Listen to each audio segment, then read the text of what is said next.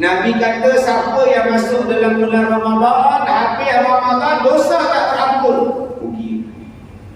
Siapa yang ada mak bapak tetapi tak dapat syurga pada mak bapak, rugi. Siapa yang bila disebut nama aku buat bodoh je, rugi. Tiga golongan ni bila Nabi naik mimbar, Nabi sebut binasa, celaka semua ya. Siapa dia? Yang pertama tadi saya sebut, orang yang masuk bulan Ramadan, keluar dalam bulan Ramadan dalam keadaan dosa tak terampun. Masya-Allah. Maknanya bulan Ramadan ini bulan keampunan. Bulan keampunan, tiba-tiba tuan-tuan kita tak diampunkan dosa. Man shoma Ramadan iman dan ihtisaban kufran ma taqaddama. Siapa-siapa yang puasa dengan penuh keimanan dan pengharapan, Allah hapuskan dosa. Jadi tuan-tuan yang saya muliakan, azam. Mungkin kali ini puasa aku yang terakhir, sahabat-sahabat aku ramai dah datang. Kawan-kawan aku ramai dah pergi. Keluarga aku pun ramai dah tak ada.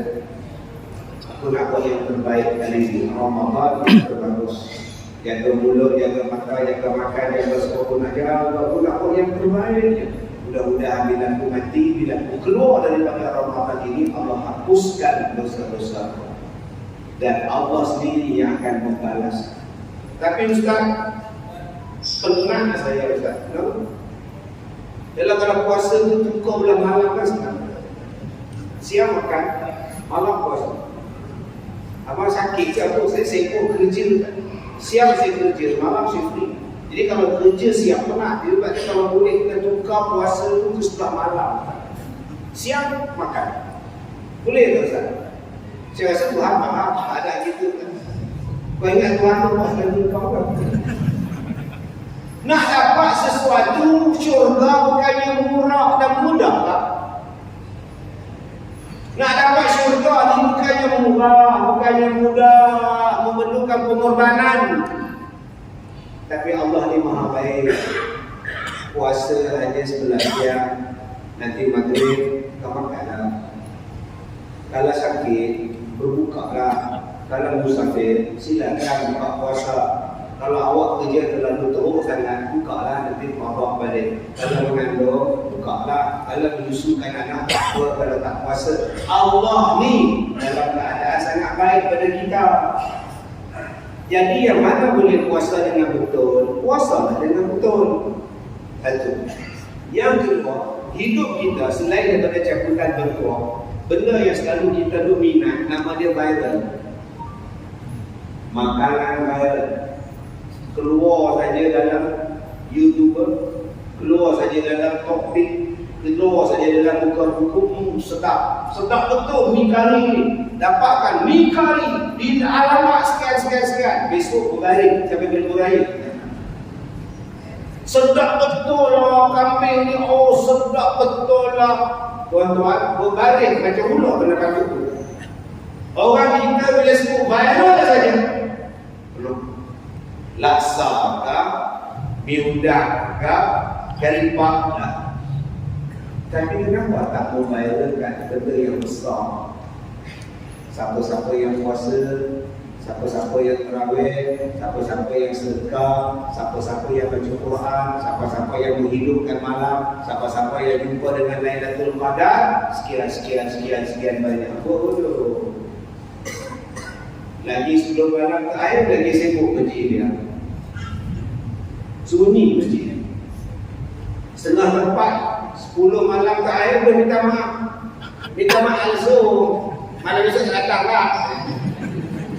Kan ada lagi 10 malam kata, buat kuih. La ilaha illallah. Siap minta maaf lagi tu. Atau tak datang cucu besar minta buat kayak tu. Ada orang yang masuk 27-25 Ramadan, Sadaqallahul Azim. Kenapa simpan Quran? Dah khatam. Tadi dah buat majlis khatam Quran, dah pakai kekokot. Atau bila pula mata baca Quran, tunggu ke depan. Kenapa tak lagi baca Quran?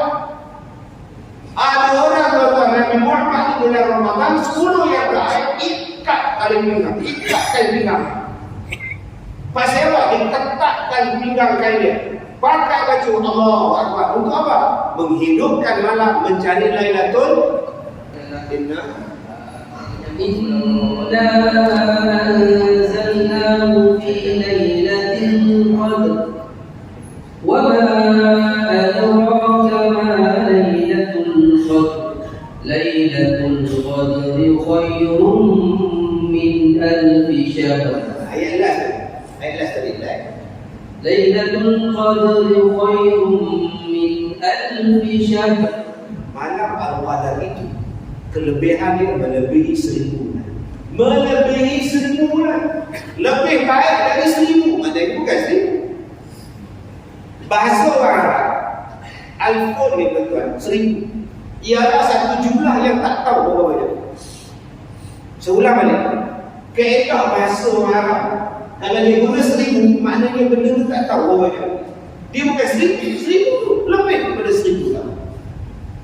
Sebab itu di dalam lagu orang dulu, lirik orang dulu punya lagu, yang tulis lagu tu dia belajar. Sebab tu bila kita dengar lirik dia, sampai sekarang simpan. Kadang-kadang yang tertulis lirik lagu sekarang kita pun tak tahu. Kita tak tahu dia ni kata apa, tak ada makna apa. Pilih yang mana? Nak janda ke nak dara? Apa kena lirik lagu? Pilih nak janda ke nak dara? Buat dulu je. Apa boleh? Lagu orang dulu, batang selasih permainan budak, daun selasih dimakan budak, bercerai kasih talak tiada, 1000 tahun kembali dulu. 1000 tahun kembali dulu, sesat sangat ni. 1000 tahun kembali dulu, bercerai kasih, talak tiada, yang memisahkan tanah dan kubur. Mana ada talak? Bila kahwin, mati memisahkan, tidak ada talak pun. Kubur dan tanah, campur dan tanah yang memisahkan. Kalau betul 1000 tahun jumpa balik, maka digunakan kaedah 1000 tahun itu bila jumlah yang sangat panjang, tak tahu sampai bila-bila.